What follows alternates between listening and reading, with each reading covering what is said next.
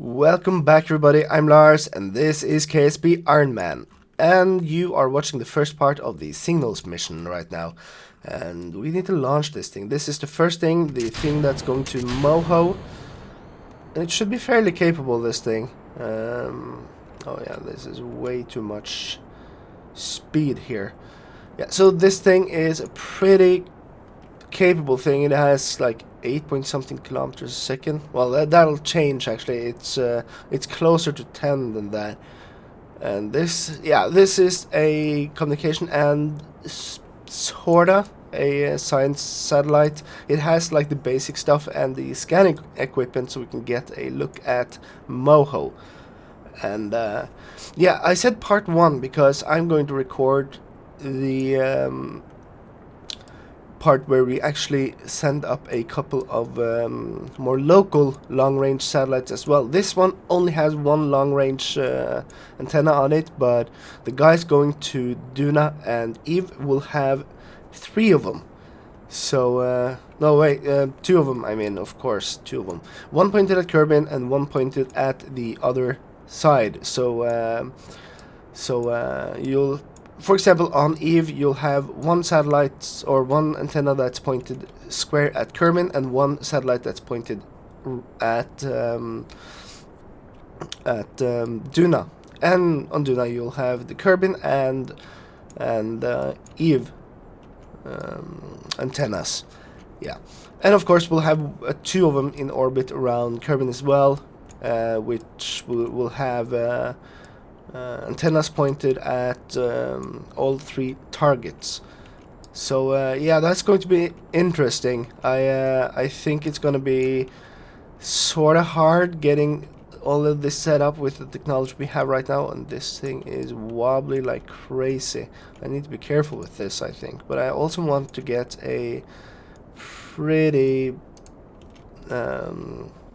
efficient launch here to actually get this thing to Moho. Alright, so as you can see here, we still have 6.5-ish kilometers a second of delta V in this thing, which is pretty decent. This is very wobbly though, when we actually remove the when we remove the fairings, because they actually strut up the thing pretty nicely.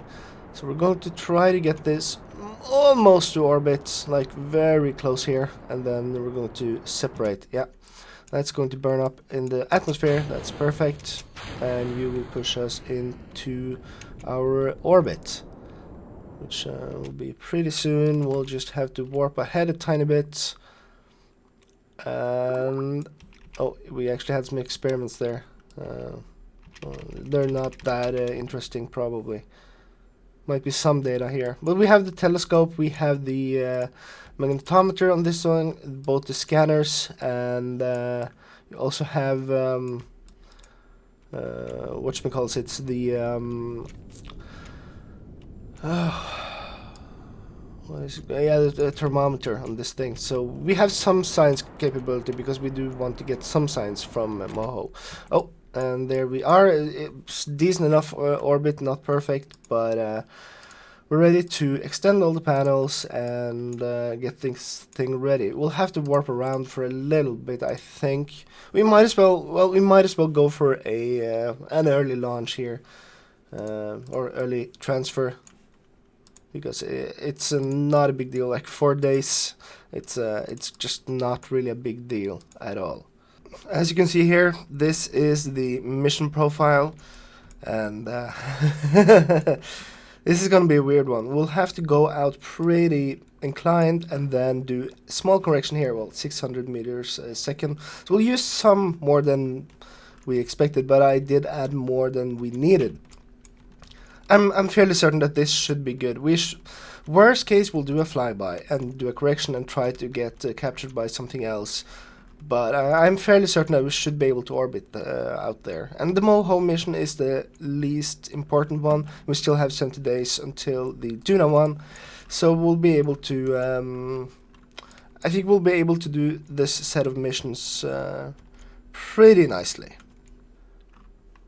Yeah, so we have a little problem here. It should be solvable, but... It's not good. We ended up for some reason not having a connection back home. And I don't really get why. This is aimed straight at Kerbin, and we should be able to just, yeah. As you can see here, there is something aimed at us, but this thing is actually, oh yeah, this thing is way, way, way too narrow, I think. Yeah, look at this. Okay, so we'll have to wait until we're quite far out, or far away from it. Yeah, it shouldn't be as much as a problem. We should still be able to do this, but I'm a bit surprised at how narrow it is. Well, we'll have to do a correction burn later, I guess. And at the descending node seems to make sense. We did not get our close encounter for some reason, even though I did the exact same burn. Let's see. Oh yeah, there we are. That's not too great, and we're using a lot of fuel for this. Let's see. Let's correct the inclination first. Oh, that's a bit much. We don't have to do much out here, but let's see. Just a tiny bit more. Yeah, that's 0. And now we have an approach of like 800. If we don't do as much, 880, 74. We'll just have to trim this as low as possible to try to get in. Let's see, 850. Oh yeah, so that's back to 850. 61. Huh. 850 is still a bit much. We should have the Delta V for this. Worst case, we'll try to get a flyby. We could try to do a closer one here or earlier one, but yeah, as you can see, that won't help us much. So the alternative is going out and then back in. It's gonna cost us. It'll give us a cleaner, yeah, closer approach. Okay, I don't like this at all. We might have to try to do, instead of doing this, let's see, get this close to 0 first, and let's see, that's our inclination. We want to reduce, no, we want to increase that, like, come on, 0.2, still 0.2, what, 0.2, this must be broken. Well, we can do the inclination change closer to it. I think by the time we actually get out here, we should be far enough from Kerbin to actually get a signal again. I'm fairly certain. So we might want to do this instead. Try to go further out. It's 800 meters a second though. Okay, let's not go that far. Try to no. Oh, of course this will be the wrong direction. Let's do here and speed up a bit and then go in like this. No, that was actually the correct way. We'll do this and then we'll try to slow down instead. This is just so we actually catch up to it later if possible. Right, 600 something. Yeah, I don't like this at all.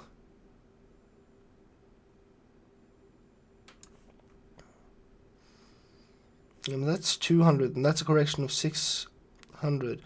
If we could do less, that would be great. And I think we should be able to do less even. Yeah, I'll fiddle around with this and try to set it up. Okay, so a maneuver of 400 is acceptable. We'll still have to do a small correction here, but at 50 I think we should be able to just do this and then correct for inclination and it should be fine. Just a small correction here. Come on. It's a bit much. But as you can see, we get closer. Yeah, we'll do another correction out here. But we'll schedule this one. And I might fine-tune it when we actually get out there. But for now, we have some signs we can do here. I'm just going to add an alarm with 1 hour before we need to do the burn. And we'll add that alarm. Yeah, 31 days. That's pretty much perfect. Let's do the magnetometer and orbital telescope and all that stuff. Yeah. Didn't we have temperature as well? Oh, no connection to send command. Oh, right. So we'll have to actually wait until we get a bit further out. We have so much time until the Duna mission that I think it's worthwhile just trying to let this thing go for a little while. And just get further away, see if we get our connection back soon. If I had been a smarter man, I would probably just have targeted this towards the mission relay while we were out here. Still can't really see the separation of these two. Yeah, okay, so I can barely see it. Let's see if we can see Kerbal and see how far away we are. Okay, get down here. Yeah, we should be in contact pretty soon. Yeah, look at this. So this is aimed towards Kerbal, and we have the long-range mission relay pointed at us. Yeah, we still have to go further out though. Let's just go for this thing and just see if we can get a connection out here. If not, we'll have to wait, which means it'll be less efficient, which would be very bad. Yeah, I messed this one up, didn't I? Well, live and learn, I guess. Live and learn.